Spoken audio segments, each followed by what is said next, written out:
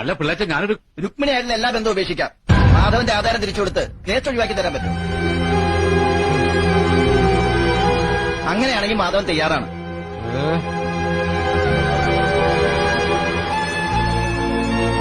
കുറെ കാലം കൊണ്ട് ഒരുമാതിരിപ്പെട്ട വിദ്യകളൊക്കെ അവൻ എന്റെ അടുത്ത് പ്രയോഗിച്ചിട്ടുള്ളതാ. സത്യമായിട്ട് പറഞ്ഞ് ഇവളെ ബോധ്യപ്പെടുത്താൻ പറ്റുമോ? നീ വാടി എങ്കിൽ പറയേ. ആ ശാന്തമേ വന്ന് കേക്ക്.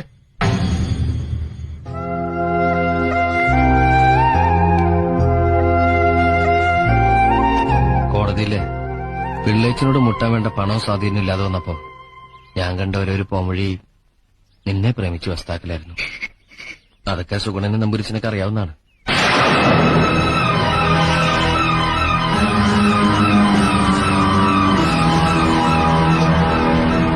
പറഞ്ഞതൊക്കെ സത്യ. പക്ഷെ ഇപ്പോ ഈ ഭൂമിയിലുള്ള മറ്റൊന്നിനു വേണ്ടിയും മാധവൻ നിന്നെ ഉപേക്ഷിക്കാൻ തയ്യാറില്ല.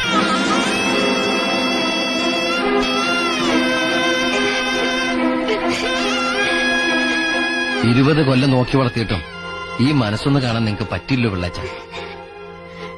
മാലതിയുടെ കല്യാണമല്ലേ, അതെങ്ങനെ നടത്തണ്ടെന്ന് എനിക്കറിയാം. പിള്ളേച്ചനെ കൊണ്ടാവുന്നൊക്കെ പിള്ളേച്ചനോട് ചെയ്യ്.